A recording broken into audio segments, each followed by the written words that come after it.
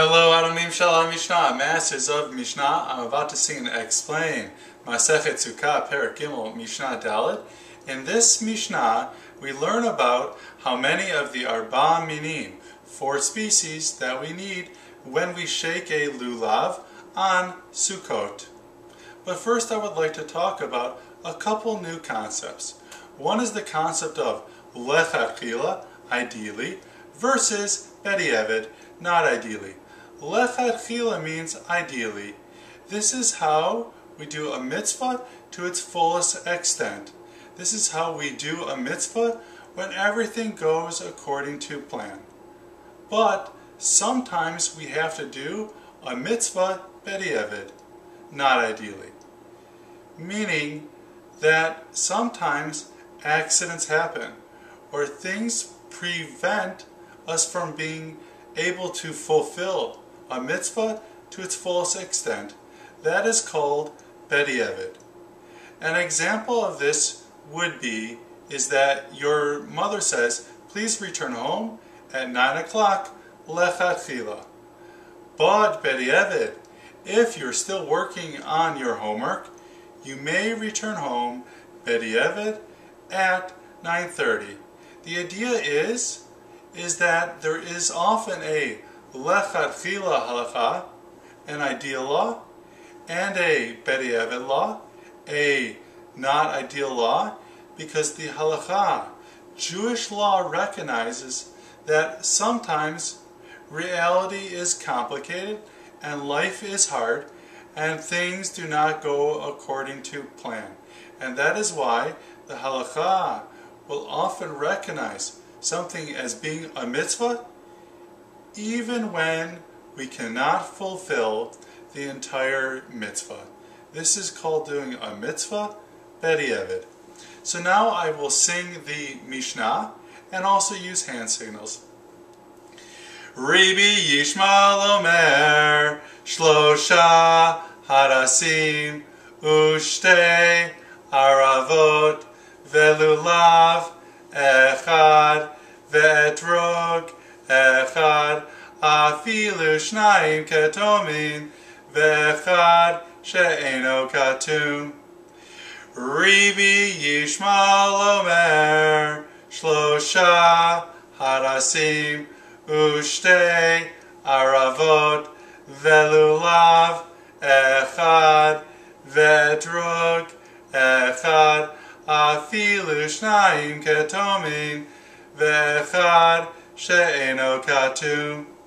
So it says, Rabbi Yishmael Omer, Rabbi Yishmael says that lechatchila, ideally, shlosha hadasim, a person needs 3 hadasim, ushtei aravot, and 2 aravot, velulav echad, and 1 lulav, ve'etrog echad, and 1 etrog.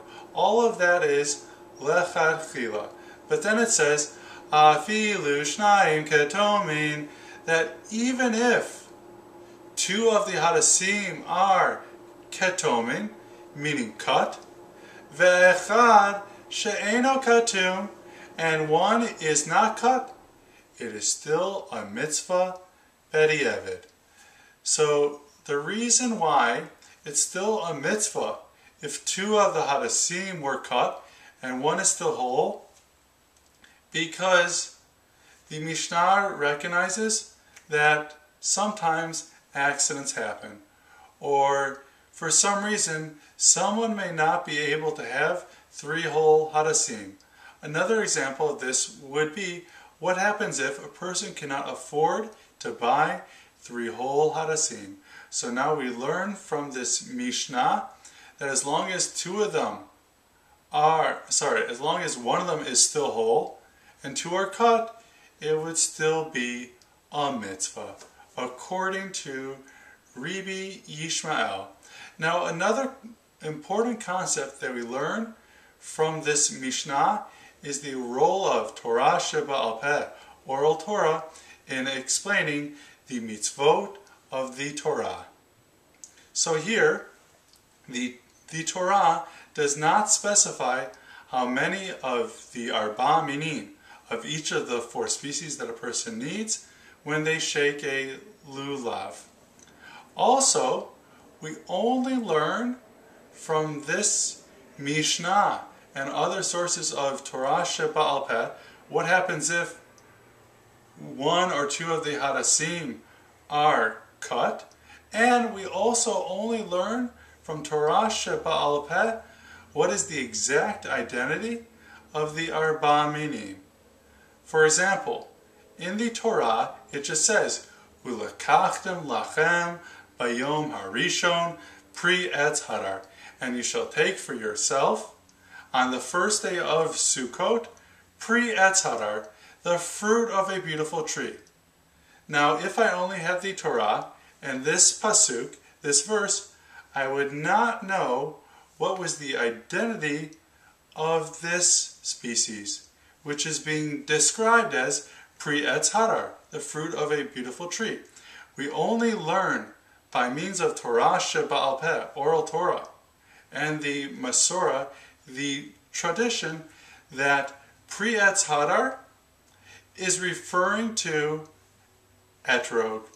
So we see that Torah Sheba'al Peh, oral Torah, often explains the mitzvot in the Torah by means of Masorah, tradition, and the opinions and interpretations of the rabbis, of the psukim, of the verses in the Torah.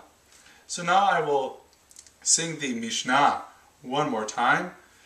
Ribi Yishmael Omer Shlosha Hadassim Ushtei Aravot Velulav Echad Ve'etrog Echad Afilu Shnayim Ketomin Ve'echad She'eno Katum.